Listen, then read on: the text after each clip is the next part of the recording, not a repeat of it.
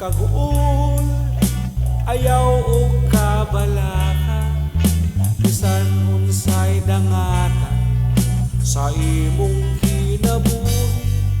Kayang Diyos nagauban, unos ang agian, kinabuhing mga kasakit, ayaw o kalisang. Kayang Diyos nagauban, ihigugma kapag ayo, panlimbasok ug salig sa Diyos, ilikay ta sa kaparutan.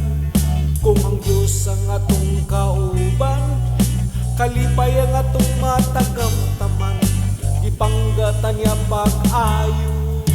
Ikaw o ako, giampingan pag-ayo sa Diyos, iumol sama sa iyang dagway. Ikaw o ako, ipangga pag-ayo sa Diyos, ihatagan sa